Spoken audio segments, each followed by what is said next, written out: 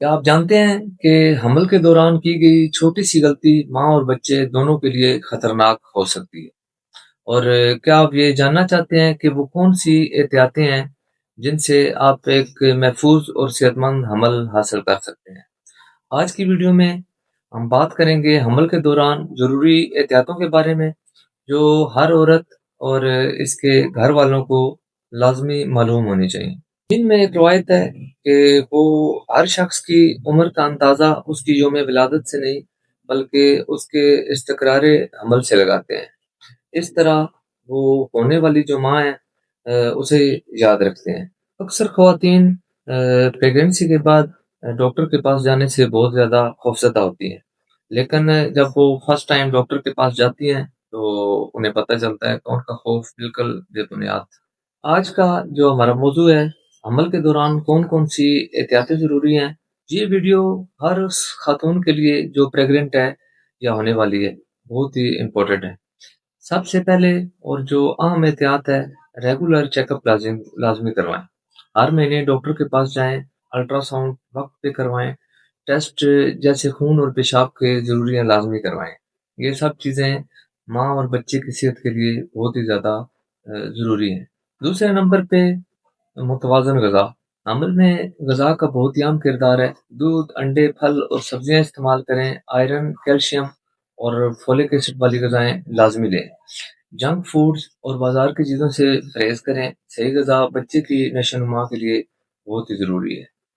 پانی کا زیادہ سے زیادہ استعمال کریں۔ روزانہ تقریباً 8 سے 10 گلاس لازمی پانی پئیں۔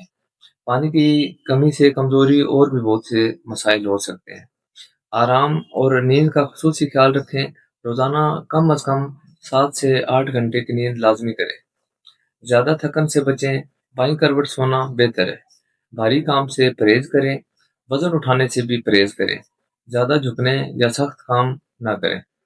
یہ سب قبل از وقت درد یا پیچیدگیوں کا سبب بن سکتے ہیں۔ اور سب سے امپورٹنٹ بات یہ ہے کہ جس ہاسپٹل میں آپ نے بچے کو جنم دینا ہے اس کا وزٹ ایک دفعہ لازمی کر لیں۔ اگر آپ جاب کرتی ہیں یا کسی دفتر میں کام کرتی ہیں تو اپنی چھٹیاں لازمی پلان کریں اور اپنے سپروائزر کو بھی لازمی بتائیں کہ آپ نے ڈلیوری کی چھٹیوں پہ کب جانا ہے۔ اگر آپ کے پہلے بھی بچے موجود ہیں تو انہیں نئے آنے والے مہمان کے بارے میں ذہنی طور پہ لازمی تیار کریں اور انہیں بتائیں کہ ایک نئے مہمان کی آمد بھی ہونے والی ہے۔ سفر میں احتیاط پہ اگر بات کریں تو لمبے سفر سے پرہیز کریں، خاص طور پہ موٹر سائیکل کا سفر کم سے کم کریں۔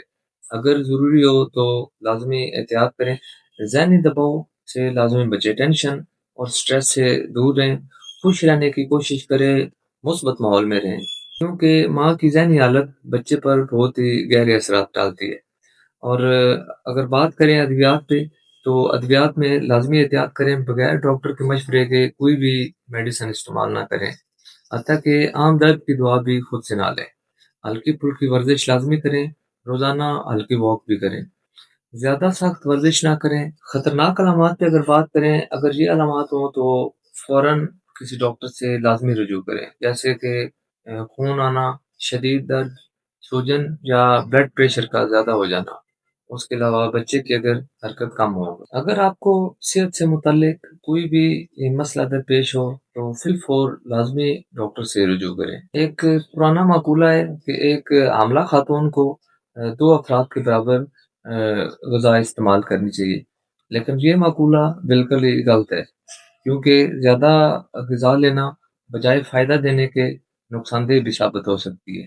اس لیے پریگننسی کے دوران متوازن غذا استعمال کریں، پھل استعمال کریں، فروٹ استعمال کریں، اور اگر آپ کو خون کی کمی ہے تو یا آئرن کی کمی ہے تو اس سے ریلیٹڈ جو میڈیسن ہے وہ بھی لازمی ساتھ ساتھ استعمال کریں۔ کچھ ہومیوپیتھی میڈیسن بھی ان تمام کنڈیشنز میں مددگار ثابت ہو سکتے ہیں۔ تو ناظرین، اگر آپ ان احتیاطوں پر عمل کریں گے تو انشاءاللہ آپ کا عمل محفوظ اور صحت مند رہے گا۔ ویڈیو پسند آئے تو لائک کریں، شیئر کریں اور چینل کو لازمی سبسکرائب کریں۔ اللہ حافظ۔